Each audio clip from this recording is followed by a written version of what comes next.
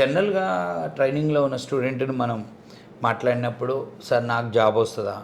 అంటే వాళ్ళు భయపడుతుంటారు. అంటే ఇంటర్వ్యూ కానీ నీకు అది లేదు. ఆ భయం లేదు. భయం లేదు అంటే sir. You are confident that I will get a job. No Yes, sir. Doubt about that. Yes sir. So right. అంతే కదా! అవును సార్. అది ఎప్పుడు వస్తదంటే ఇది బికాస్ ఆఫ్ మెంటర్‌షిప్. అవును సార్. ఎంత ప్రిపేర్ అయినా ఏదైనా మెంటర్‌షిప్ విల్ గివ్ యూ.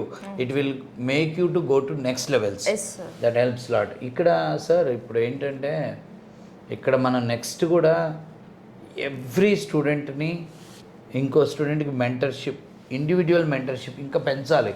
ఇప్పటికే మనం చేస్తున్నాం, అవసరాలు బట్టి చేస్తున్నాం. ఇంకా వాళ్ళతో ఎక్కువ వాళ్ళకి ఇంకొకళ్ళకి ఫుల్ సబ్జెక్ట్ని has to teach to Y has to teach to Z.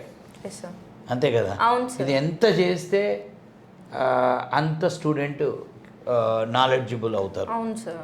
And communication skills, presentation skills, coding skills బాగా డెవలప్ అయ్యి it helps for them at the time of attending interview as well as it helps for them in future their career. వాళ్ళ future కెరియర్లో రేపు కంపెనీస్కి వెళ్ళినాక, ఇప్పుడు కంపెనీస్లో ఎన్నో మీటింగ్స్ జరుగుతాయి, క్లయింట్ మీటింగ్స్, ప్రాజెక్టు టీమ్ మీటింగ్స్లో. ఇప్పుడు ఇలా ఉన్నప్పుడు షీ విల్ నాట్ స్కేర్. ఆమెకు భయం ఉండదు, చాలా ధైర్యంగా హ్యాండిల్ చేయగలుగుతుంది. రేపు కంపెనీకి వెళ్ళినా ఎక్కడ భయపడదు, జంక్ కాదు, ఈజీ అవుతుంది.